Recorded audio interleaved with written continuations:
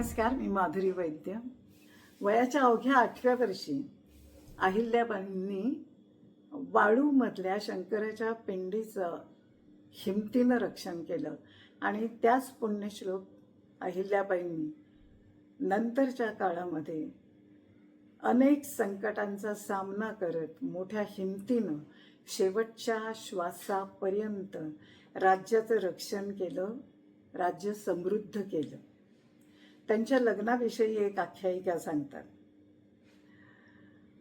सीना आणि हरणा या दोन नद्यांच्या संगमावर चौंडी हे गाव आहे आणि त्या गावचे पाटील माणकोजी शिंदे आणि त्यांच्या पत्नी सुशीला यांच्या कन्या अहिल्याबाई त्या आपल्या मैत्रिणींबरोबर वाळूमध्ये शंकराची पिंडी तयार करत होत्या आणि तितक्यात एक माजलेला घोडा त्या भागात धावत आला.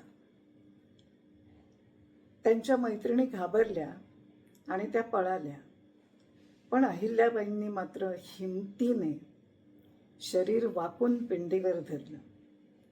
जणू पोलादी कमान. घोडा बाजूनेच धावत गेला आणि त्यानंतर जेव्हा सगळ्यांनी त्यांना विचारलं त्यांच्या वागण्याचं कारण, तेव्हा तेजस्वी अहिल्याबाईंनी अत्यंत बाणेदारपणे सांगितलं, आपण जे घडवलं ते रक्षिलं पाहिजे आणि म्हणून मी तसं वागले. हा प्रसंग पाहणाऱ्या मल्हारराव होळकरांनी आपल्या मुलासाठी अहिल्याला मागणी घातली आणि शिंद्यांच्या अहिल्या होळकरांच्या बनून इंदोरच्या वाड्यात त्यांनी प्रवेश केला. मल्हारराव जेव्हा मोहिमेवरून परत येत असत तेव्हा युद्धाच्या वार्ता, त्याचप्रमाणे मराठ्यांनी केलेला पराक्रम, अनेक विषयांवरच्या मसलती, योजना, राजकारण या संबंधीचं बोलणं अहिल्याबाईंच्या कानावर येत असे आणि त्या अगदी लक्षपूर्वक ते ऐकत असत. त्यामुळे त्यांना भौगोलिक स्थिती कळली. मराठे, निजाम, राजपूत यांची राज्य, त्यांच्या सीमा, त्यांची वैशिष्ट्य हे सगळं अहिल्याबाईंना समजलं आणि मल्हाररावांना हे समजलं की आपली सून असामान्य बुद्धिमत्ता असलेली आहे. त्यांनी मग अहिल्याबाईंना पहिल्यांदा कचेरीचं प्रशिक्षण दिलं. हिशोबात तर त्या एवढ्या पक्क्या होत्या की समोर एखादा हिशोब ठेवला तर त्यात जर लहानशी चूक असेल तरी त्या एका झटक्यात ओळखत असत. मग त्या युद्धकौशल्य शिकल्या. त्यांनी वेगवेगळी शस्त्र वापरली, हाताळली. तोफेला लागणारा दारुगोळाही बनवायला त्या शिकल्या. ज्या राष्ट्रात शस्त्र उत्तम असतात आणि ते शस्त्र हाताळणारं सैन्य उत्तम असतं ते राष्ट्र सुरक्षित असतं आणि त्या राष्ट्रामध्ये शास्त्रांचा विकास होतो.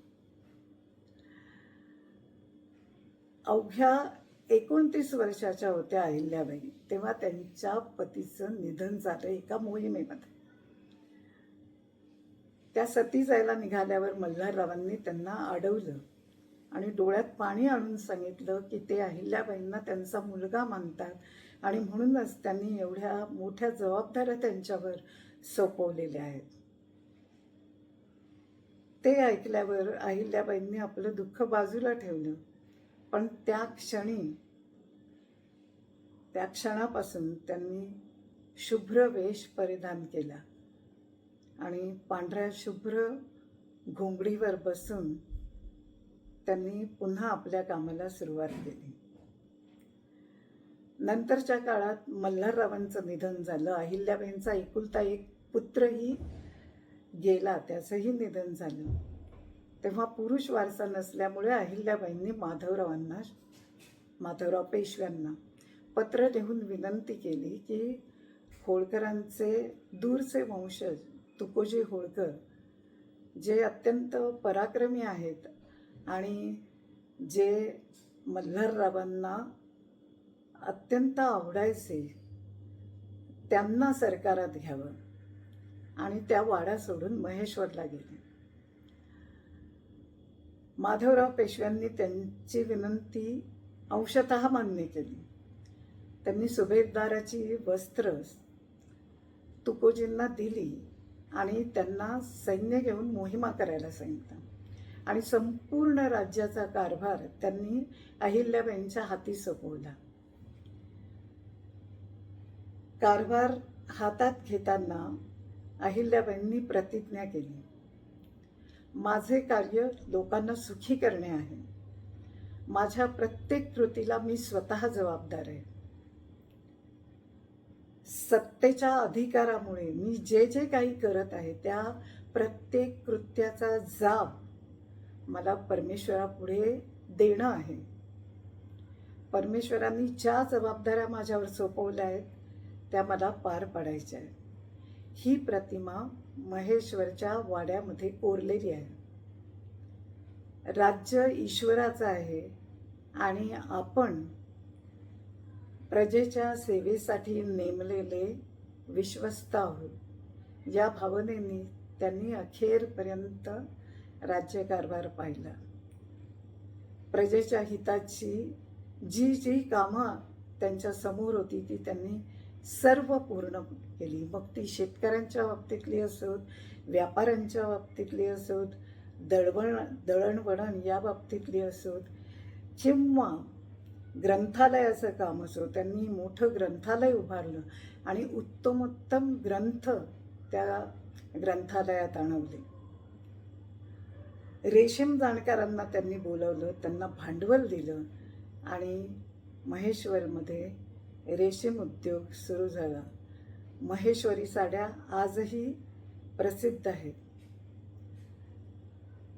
त्याचप्रमाणे घरातला पुरुष मृत्यू पावल्यावर त्या संपत्तीचा अधिकार राज्याकडे न घेता त्यांनी तो घरातल्या स्त्रीला दिला. अनेक मंदिरं बांधली, धर्मशाळा बांधल्या आणि त्यांचं हे कार्य फक्त महेश्वरपर्यंत मर्यादित नव्हतं, तर ते केदारनाथपासून रामेश्वरपर्यंत आणि द्वारकेपासून ते जगन्नाथपुरीपर्यंत त्यांनी समाजासाठी काम केलं.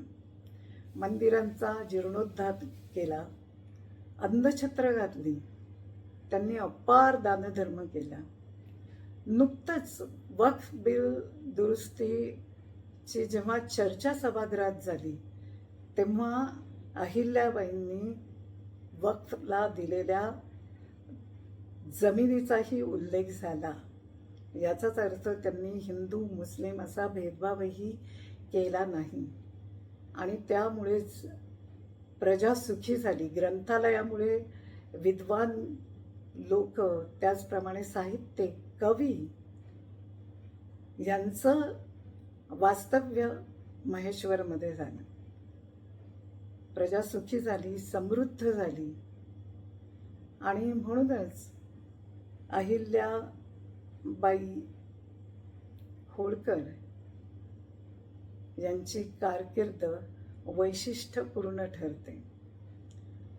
त्यांची 320 नाही तर अशा अनेक वर्षपर्यंत त्यांची जयंती साजरी केली जाईल, कारण पिढ्यानपिढ्या लोक त्यांच्या कार्याचं स्मरण करणार आहेत आणि त्यांना विनम्र अभिवादन करणार आहेत. त्यांनी देवळं बांधण्यामागचा हेतूही हाच होता की लोकांमध्ये एकोपा राहावा, सदाचार राहावा, वाढावा आणि त्याचप्रमाणे धनुर्धारी रामाचं, हनुमानाचं शौर्य प्रजेनी स्मरावं आणि त्याप्रमाणे आपल्यामध्ये ते शौर्य आणायचा प्रयत्न करावा. आज इथेच थांबूया. पुन्हा भेटूया. व्हिडिओ आवडला तर लाईक करा, शेअर करा, सबस्क्राईब करायला विसरू नका.